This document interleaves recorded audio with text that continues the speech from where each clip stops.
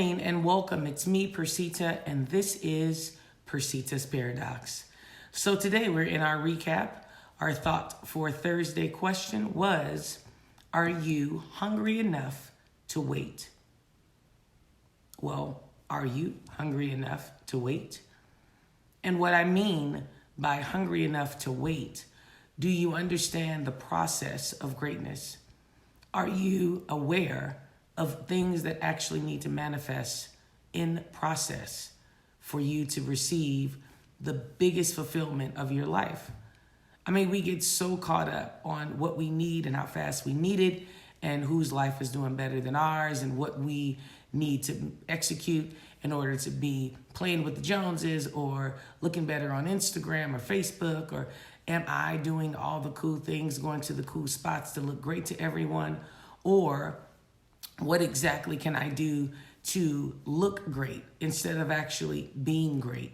And in the greatness, in the being of greatness, it's a process. And it's a process that really does not always warrant the visual of you actually seeing what has to go into the greatness. When I'm hungry, and I use that analogy because I think it's very interesting that even in life, when we're going through just something as simple as hunger, we sometimes don't want to cook. So what we do is we go to a fast food restaurant or we eat some junk, or we do something that we understand completely while we're doing it. It's not good for us, but we continue to do it because we simply don't want to wait for the process of cooking a proper meal or going to a place that would allow us a proper meal presentation. So we're not hungry enough to wait. Because in the long run, once we've eaten things that we know that we're not supposed to eat, and we go places that we know that we're not supposed to go, then the consequences, the sequence of things that happen after that transpires is atrocious. If we're trying to lose weight, then hey, there's no way for you to lose weight because you cannot work off a bad diet.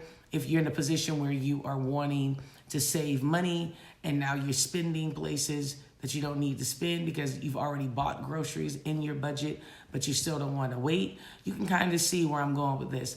Then it really puts you in a position where all of your efforts prior to that fall by the wayside.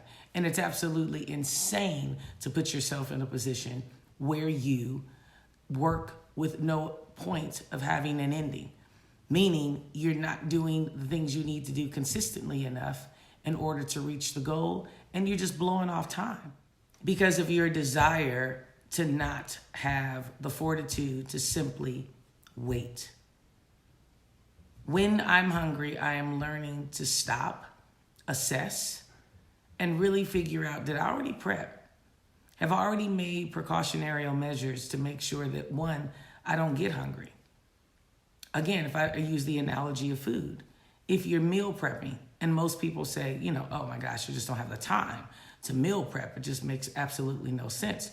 Those are usually the same people who do not have the fortitude to make it through life in a structured manner. I'm big on order, structure, and boundaries. I'm big on making sure that things have a sense of sequence and that on every step of my life, I'm trying to put in the exact effort that's needed on that level. And when you prep, even outside of meal prepping, I use that as an analogy, but even when you prep, meaning you allow yourself to be prepared for opportunities, it's very complicated for you to miss the opportunity because you're looking for it. And when I'm hungry in life or in the physical of food, I am looking for all of the things that I have done up until this point to figure out what I can do to dissolve the hunger, no matter what. So the meal prep for me is what I do on the physical. The meditation, the research, the time that I'm going to put into whatever my next level is to move is also my prep. Because preparation meets opportunity, and when it does, it tends to expand and expound. If I am knowing what I need, the people that I need on my team and in my life, then it's pretty complicated for me to miss them when I see them. Because again, I'm looking for them. So you want to be in a position where you completely understand that it is up to you on how much hunger you're willing to deal with.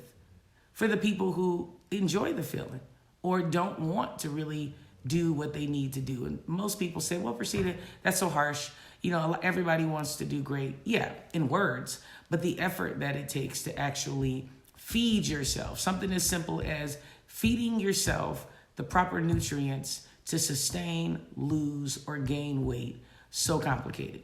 So if we understand that food is that complicated, can you imagine what I'm talking about in regards to aspects of your success and destiny and your life, how complicated it is to do what you need to do for that type of hunger? So today I just propose to you to wait. And what that simply means is do everything you need to do on the level of waiting. What I propose to you today is simply wait. What I mean by that is even when you're physically hungry, stop and assess what you could eat that you already have that is good for you. Make the proper determination even in that. Don't hastily start moving around and losing your mind and eating things that you know are not going to benefit your goal for your physical attributes. Even in life, wait. Before you get angry and lose your mind and flip out and tell off somebody that you actually need on your team, wait. Be slow to speak and understand that if you've already allowed yourself to get hungry, physically or mentally, you have to stop and assess where you are and what you're doing. Otherwise, you will make the most hastily decisions on the planet, and none of those decisions, for the most part, are good decisions. And it simply pulls you backwards on levels that you don't need because you just weren't willing to stop, assess, and wait. I thank you so much for your time. Of course, I love the fact that you guys are coming back onto this channel. It is amazing. Thank you, thank you, thank you, thank you for everything that you're doing for me. Thank you for sharing. Thank you for commenting. Thank you for following me on Instagram, persitas.paradox. And thank you so much for just keeping me in my great mind of I want to do something for the people. And you are my people, and I appreciate you as my tribe. And again, I thank you so much. So remember to always like, share, hit the notification button, comment wherever you need to on any platform. I could care less. Just to hear the feedback from you all is amazing. And I thank you so much for just always, always, always sticking with me. Be it videos early, late, doesn't matter. You're watching. I appreciate it. So all I'm going to tell you is what I always tell you, which is do the 3 things in life to help with every single thing that I'm talking about. And those 3 things are live life authentic. Live life authentic. Thank you again so much for your time. I will see you Thursday for our next question of the day, Thought for Thursday. And all I want you to do now is have a blessed day.